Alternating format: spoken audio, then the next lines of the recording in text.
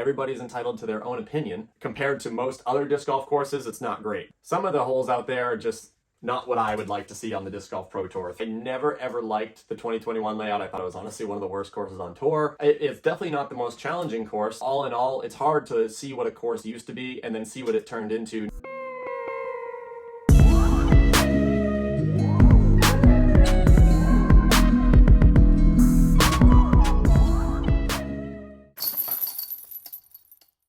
What is up, guys? Welcome back to the channel. Today is a start of the off-season vlog officially. I played my last tournaments of the year this weekend, and I just set up a little studio in my room to do some indoor talking vlog recording. And today's video is very special. Ezra, Brody, and Judah just put out a top 10 courses on tour. Everybody's entitled to their own opinion, so I wanted to join in on the fun, but instead of the top 10, I actually wanted to rank every single course on tour and rank from worst to best. The way I'm going to attack this list is not by favorite, it's hopefully by three principles. One being fair, which also leads to fun. If the course is fair, then that means that it's probably more fun than most.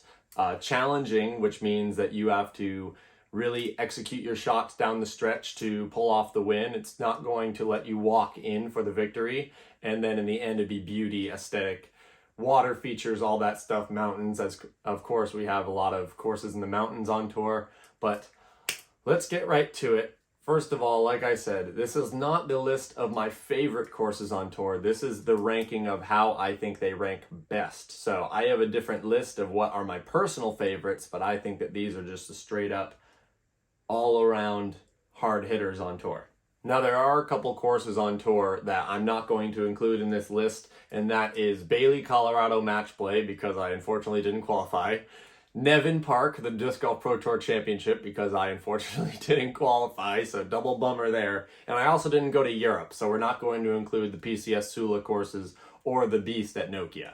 And then the last one would be De La Golf, because I did not play the Masters Cup this year, and last year we only played the original De La Viega no golf course. And we have 27 courses on the list today, and starting with number 27 is an event that went from a national tour to a Silver Series last season, and now for 2023 it is going to be another Elite Series event, which would be Mill Ridge. Now, Mill Ridge is the course played at the Music City Open. I played it in 2021. It looked pretty similar for the tournament this year in 2022, even though I didn't attend. But man, that course is really just, it's like Jonesboro because there's thorns everywhere and you're kind of like in the middle of rolling hills in the country. But I just did not enjoy the layout. It felt like it was a very rushed setup. It felt like it could have been better, and of course, all courses have the room to improve, but Mill Ridge just didn't really sit well with me. People were hitting off the basket and rolling 20 feet into the woods and then landing in a spot that they literally couldn't even get their body behind their disc because the thorns would just tear them apart. But anyway, we're going to move on from that. Next up, number 26, I have Jones Supreme, played at DDO in the World Championship. Those courses, I mean, they improved Jones from Jones East to Jones Gold to Jones Supreme. Honestly, my favorite version of the three was Jones East. I think that it was the most fun, felt the least gimmicky. It's definitely not the most challenging course like they made Jones Supreme, but just all in all, it's hard to see what a course used to be and then see what it turned into, knowing that we can't just go back and play what we already had. So Jones Supreme just kind of has a bad taste in my mouth, in my opinion. Moving into the top 25, we have the North Boundary course. North Boundary is the course played at the Butler County Classic, formerly known as the Pittsburgh Flying Disc Open. I played that course a couple of years back when it was first installed. If you watch the coverage, it's a million hills, a million trees, crazy par fives, basically just like crummy fairways. And this year in the tournament actually poured rain. Thankfully, I didn't play in the event, but I felt bad for all my friends who were out there grinding out. Joel Freeman just absolutely demolished the course in the final round, and that's what it takes if you want to play that course good. Now, my next three, I'm just going to hit them all 1, 2, 3 because they're the three Texas swing courses. The first one being at 24 is Belton, which is actually technically called Heritage Park. Belton was a great course. It actually got removed from the Silver Series next year, we're only going to do courses from the 2022 season. They released the 2023 schedule, but there was a lot of courses on there that I've never played. They look fantastic, but they're just new and nobody knows about them as far as the Disc Golf Pro Tour. So we're going to leave that as a fresh mindset going into next year, hopefully with positive outlook. Then after that at 23 is the Beast in WACO.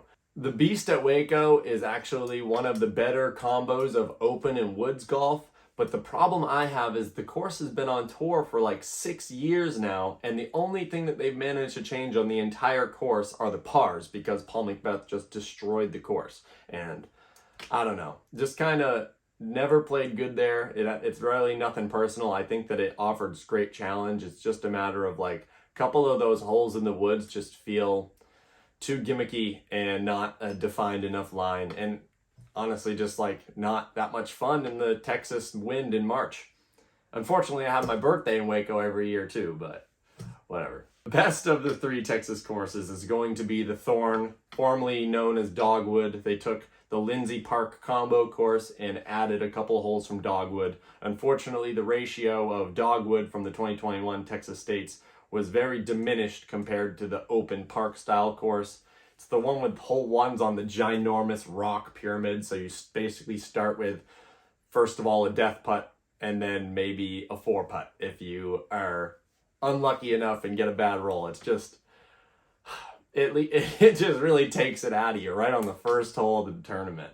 At number 21, I'm just going to include all 3 of these courses in the same because they're all pretty similar. It would be the Las Vegas Challenge courses. There's nothing really wrong with them. We're in the middle of the desert. The golf course complex as is very good. The Innova course definitely prevails, the best course of the 3 as far as the finishing holes, 16, 17, 18.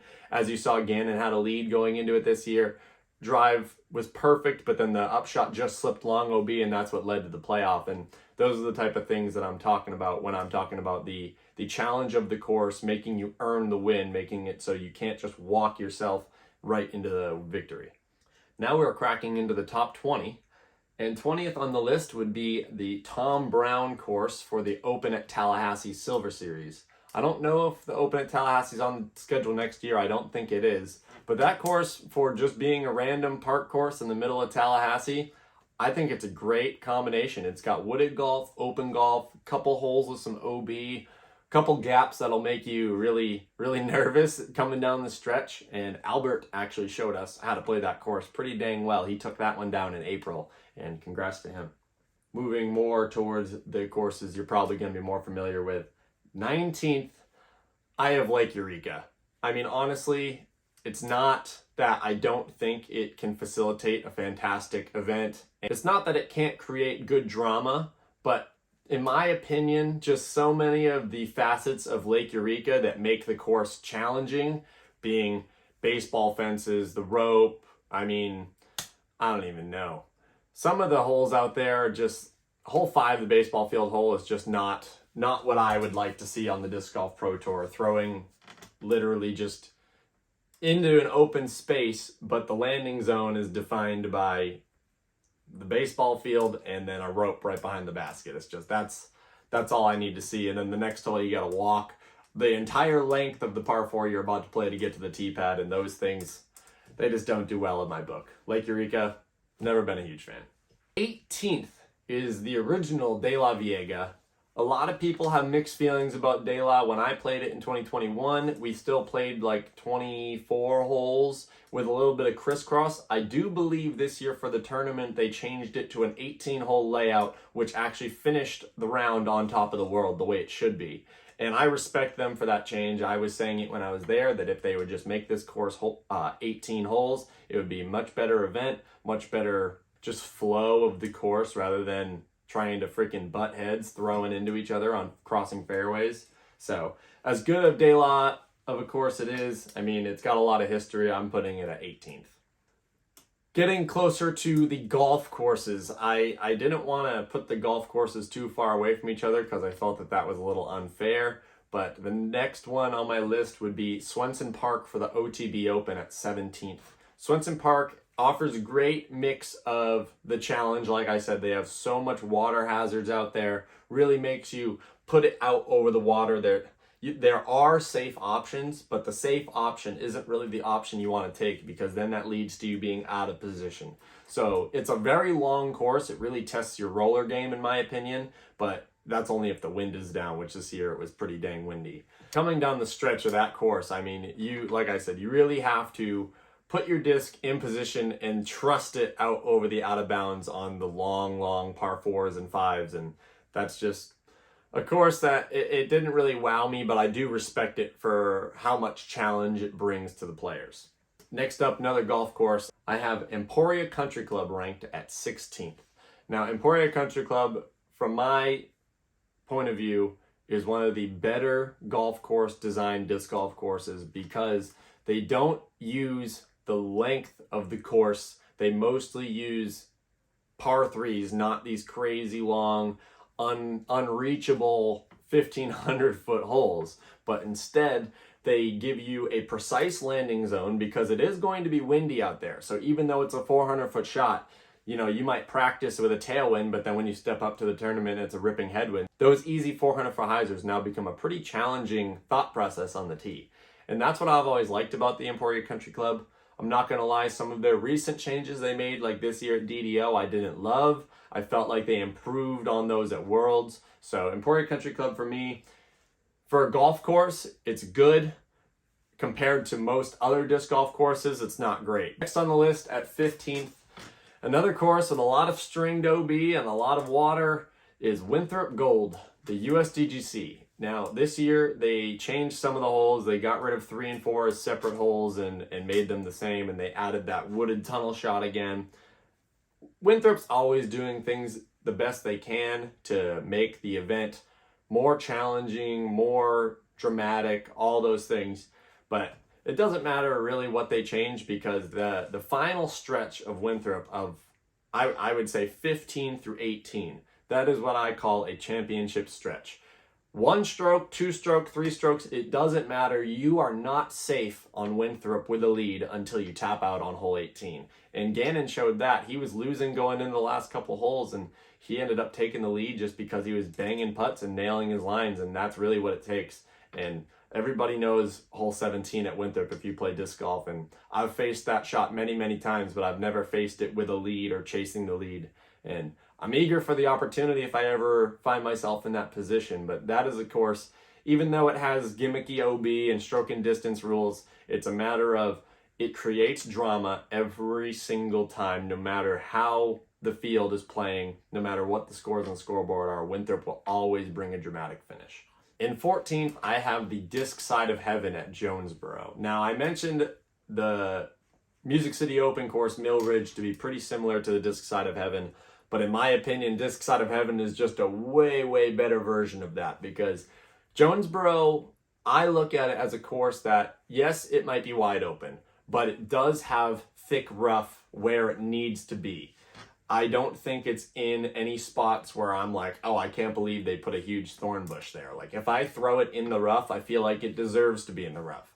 The fairways are well defined. A lot of the fairways find their shape and their flight angles through the hills and the shape of the fairway.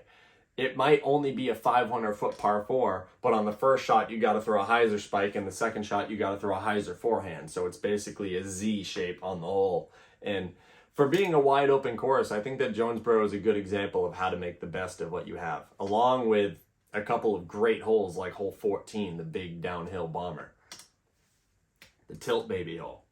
13th and 12th, back-to-back, I put both of the Portland Open courses. I put Glendoveer and Blue Lake. I felt like I really, really enjoyed both of those courses. Blue Lake more for the sake of fun and fair. There is OB out there, but I feel like it's one of those courses, like I said, kind of with Jonesboro. If you throw it and find trouble, it's more than likely because your disc deserved to find trouble. I feel like the fairways are always fair there. There's obviously holes with trees, but most of the time it's unobstructed to land your shot in the middle of the fairway safe. Glendoveer, another Jeff Spring design. Shout out to Jeff Spring. I always love his course designs. From the 2021 tournament was an insane improvement. I never ever liked the 2021 layout. I thought it was honestly one of the worst courses on tour, But this year, it provided shot selection, it provided a couple roller shots, turnovers, hyzers. It was long, it was obviously a beautiful course. You're in the middle of Portland, Oregon with the huge pines. Simon took that one down. That was a good time. And next up, another two courses I couldn't decide which one above the other, so I just had to put them back to back. And the first one would be at 11th, we have Pickard Park. That is the course for the Des Moines Challenge. I played Pickard Park in the original park layout, so it's kind of the opposite of what I said about Jones East. You saw what the course used to be, and now you see what it's become. And Pickard Park, all of those things are up and up. That is a complete plus what Ty Tanat and the Des Moines crew has done to the Pickard Park complex. It went from being an average park course that anybody could go play. I mean, anybody can still go play it. But now it is one of, I think, the more fun open courses on tour. The Des Moines Challenge, it is Iowa. It's really hard to find really good wooded fairways, I would say, in the middle of Iowa. So the fact that they got a perfect mix of open with OB and a couple of tight lines like hole 17. Coming down the stretch of the Des Moines Challenge, Robert Burridge had a lead going into 17, and he hit a tree early, and Simon had just parked it up the tight gap.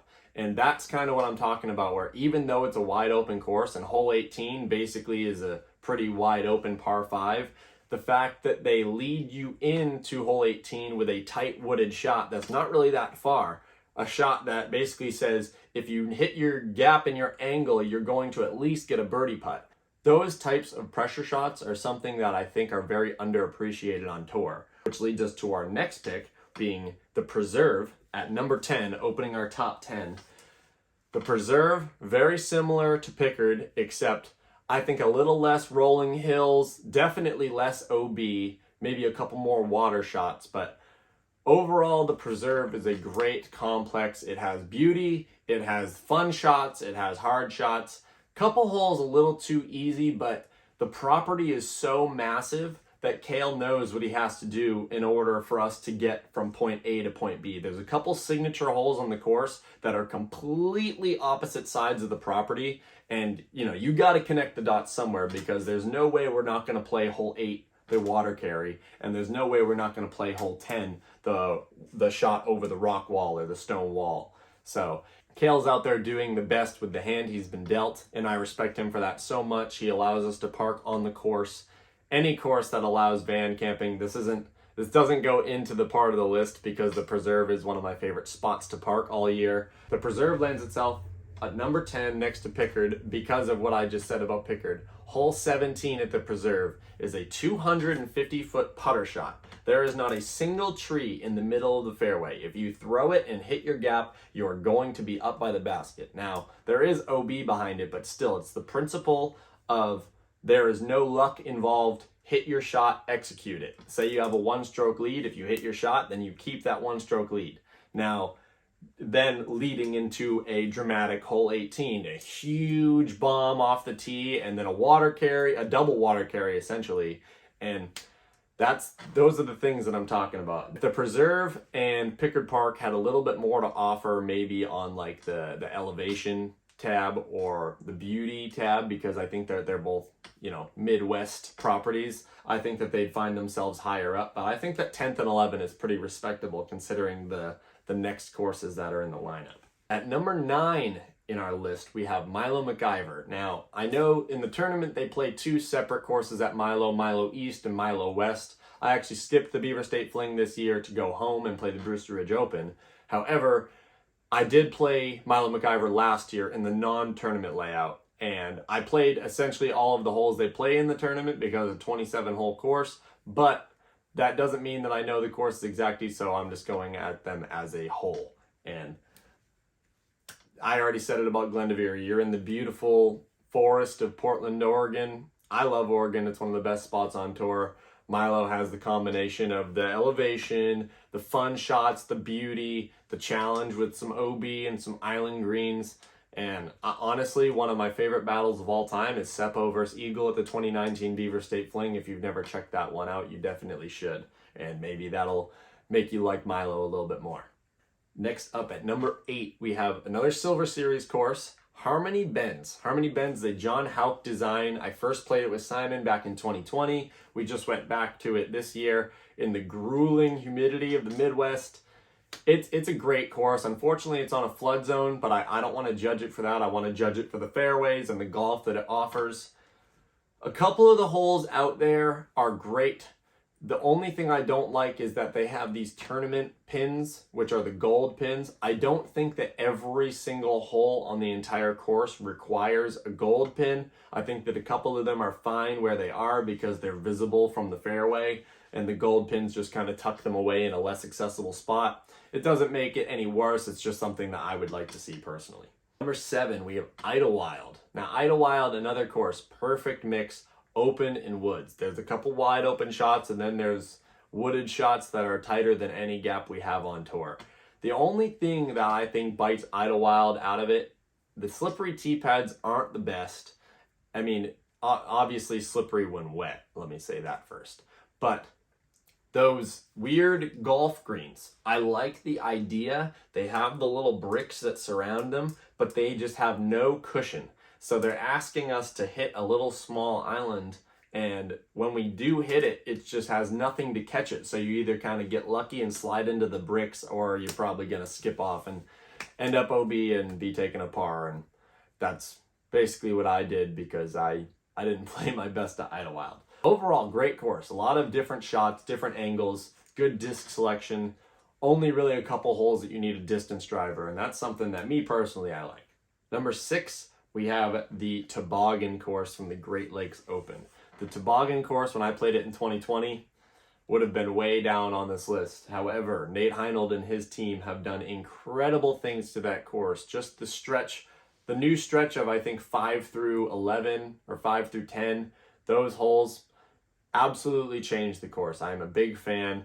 I felt like the Toboggan was a lot of blind shots, and if the spotter didn't see your disc correctly, you had a better chance of losing your disc than you did of like throwing a good shot. I wasn't a big fan, but this year they cleaned it up. They changed a couple of the lines so you're not throwing blind shots. You get to see where your disc lands. And of course that rough is still out there, but it's a matter of the rough needing a bad shot to find rough rather than just like a slight misfire. And that is another thing that I like the most about what they changed about Toboggan.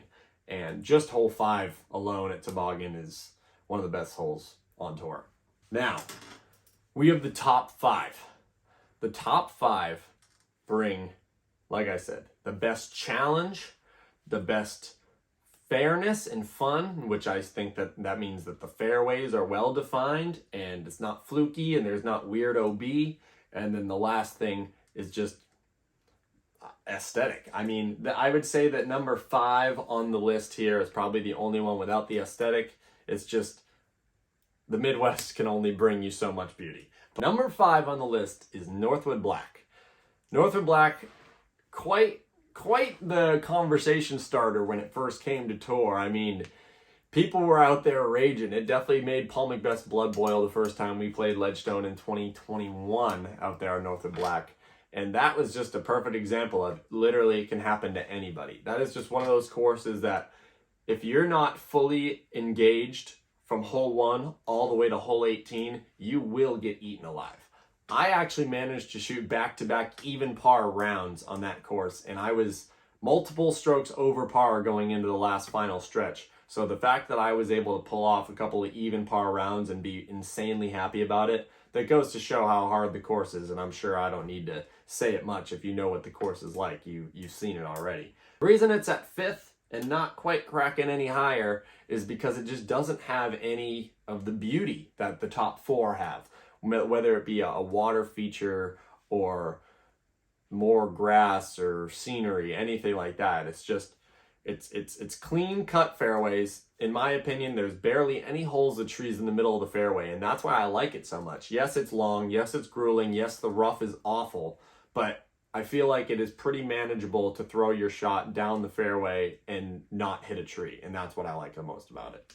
Moving on to the rest of the top 4. These ones are also pretty similar to some of the other pairs I've done. I have Brewster Ridge and Fox Run at 4 and 3. You can't really take these courses and separate them. I feel like they belong back to back because they are the perfect yin and yang. Brewster Ridge is, as Andrew Fish likes to call it, spinny woods. Now, there's a difference between what we call power woods and spinny woods. Power woods is a course that no matter what the fairway looks like, you can still gas a distance driver up there, and if it tails off left or right at the end, you're going to be on the edge with a look at the birdie. Brewster Ridge is one of those courses where you basically either have to choose if you're going to gap the shot and just throw it in a straight line and hope for the best, or are you going to try and spin the disc at the exact perfect rate to get the perfect flex and have it fade at the perfect time. I've seen people take both approaches, and I've seen people succeed in both approaches. And that's kind of what I like the most about it is Brewster Ridge, yes, it is tight, yes, it is technical, but I feel like it's a course that with enough options off the tee, it allows players to play to their strengths, and that is just something that should always be offered on a really good disc golf course. Next one being Fox Run. In my opinion, Fox Run is a great course to play to your strengths. There's OB everywhere, but in the matter of comparing it to other courses with OB everywhere, I feel like Fox Run is really good at allowing a player to just land their shot safe inbounds and take a little bit longer approach if they just wish to proceed for a par. The 1,000-foot par 5, hole 7, everybody has the opportunity to go across the creek in one and blast one way up there, maybe think about an eagle or just give yourself an easy birdie. But the point that I'm making is that everybody chooses to take the layup. Yes, it might be a harder way to get there, but it's just a matter of it allows the greedy players to be greedy without getting screwed over for it, and it allows the safe players to play safe and not risk something that they're not willing to do. And the scores end up probably meeting in the middle anyway, and that's just kind of what I like. And Fox Run, obviously one of the most gorgeous courses in the world, mountains all around. We usually play there middle of September, late September, and the leaves start changing. It's the first tournament, especially with the van life, that the temperatures start to drop. This year we came straight from Kansas. It was an absolute dream temperature-wise, besides the rain. We have officially made it to the top 2. I'm sure if you've been paying attention to this list, you might know where I'm going with this, but we have 2 courses left, and one of them I'm going to say is the best designed course I've ever played. It is the greatest designed course ever played. The other one is the greatest disc golf course in the world, and that is solely because of the natural features it has. Number 2, W.R. Jackson, and number 1, Maple Hill. Now, number 2 being W.R. Jackson, the only thing holding W.R. Jackson back is just, I think it's a water feature. I think that 1, maybe 2 water features at W.R. Jackson, and that course could easily be considered the greatest course in the world. I know that Maple Hill has its Christmas tree farm and the rest of the beauty, and we get to do the fall colors in late September, but W.R. Jackson, as far as a design standpoint, there is no better. It is the perfect combination of fairness, challenge, and the fun. Like I said, it's just hole 1, starting out the course. If you are a sidearm dominant, you have a perfectly good gap to go for. If you are backhand dominant, you have a perfectly good gap to go for. And then on the upshot, it's the exact same thing. And I think that hole 1 really speaks loud to how W.R. Jackson is. It is the matter of anybody is willing to pick the gap they want and pick the landing zone they want, and I feel like it allows separate players on the same card to play a different hole as they so please regarding their strengths. My strength would probably be like a hard and hyzer backhand, where other players might prefer like a anti-flex or just a dead straight punch shot or a forehand. And it's just like, it feels like it's one of those courses out there that is so close to being a playground, and it's almost just like a course where the par doesn't matter, because the fairways are so defined that everybody just plays their own hole, and you just add up the scores at the end, and you just play your best you can. And I think that W.R. Jackson is one of the most rewarding courses to play on tour, which leads us to number 1, which I already told you, but I'm guessing you could have guessed it, Maple Hill. Maple Hill is the perfect course to cover the 3: fun, fair, that's 1, challenging, and beauty. Fun, of course. There's multiple long downhill distance driver shots, challenging, multiple very tight wooded holes. Some of them are just tiny little putter shots like hole 4. Some of them are long 400-foot fairways like hole 7 or hole 16, the Kevin Jones slip ace. Both of those holes offer all 3 of these things in the same. They offer the challenge because you have to hit your gap, and they offer the fun shot because you get rewarded when you hit your shot. There's not a tree left for you to hit, and that's exactly what fair golf should be like. And then it's all beautiful. The Christmas trees, the foliage. The thing that sets Maple Hill ahead of WR Jackson is, I just feel like the aesthetic of Maple Hill with the ponds and the rock walls and the Christmas trees. It is just like, it looks like it was built, not bought. And that is what I like the most about it. This might be a little controversial as well, but I didn't include Eagles Crossing in this list because it's not technically on the Disc Golf Pro Tour. It's still under construction. But the reason that Maple Hill has my vote over Eagles Crossing, if it was on this list, is because yes, Eagles Crossing is a beautiful course, and yes, it is challenging and offers everything that a great disc golf course does. But Maple Hill just feels like it is God's gift to disc golf, where Eagles Crossing was bought and built with manpower. And that's just the aspect of disc golf as a whole. I feel like disc golf is the connection with nature and making something that we love and we enjoy with something that's already been given to us, which usually is a park or a town forest or something like that. And then you create your own thing from it. There are so many things about WR Jackson and Maple Hill that I could go on and on about. But I think the number one is what I was talking about before. Coming down the stretch, no lead is safe. 16, 17, 18 at WR Jackson is a tight par 3. It's OB sloping to the right. It's a shot that anybody has in their bag, but if you are set in that spot where the pressure is on you, it doesn't matter how many times you practiced it. It's still the matter of executing the shot and letting it play out as you planned. And Maple Hill has the same offer with the Kevin Jones slip ace. It's the shot's right in front of you. It's just a matter of hitting that gap and hitting that angle and getting out into the field. And then 17 at both courses is the same thing.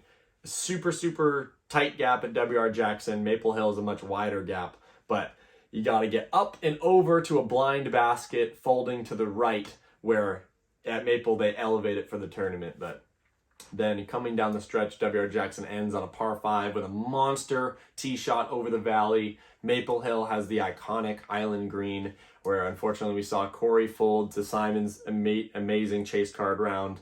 And that's just kind of what it comes down to, is you never know. The drama is so high, and not only that, you're also playing on a beautiful disc golf property.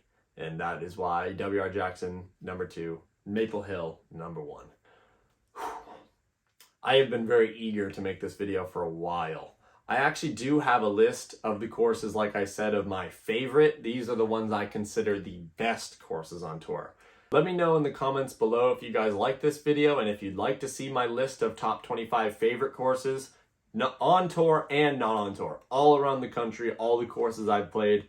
The list actually might surprise you. Thank you for watching. This was a fun video, and I'm going to be doing a lot more talking vlogs in the future. So hopefully going to bring a lot more engaging content rather than just more clips of me and other people throwing a disc at some Massachusetts course. I hope that you enjoy the direct conversation type of vlog the way that I do. But as always, thank you for watching. Like and subscribe, and we'll see you next time.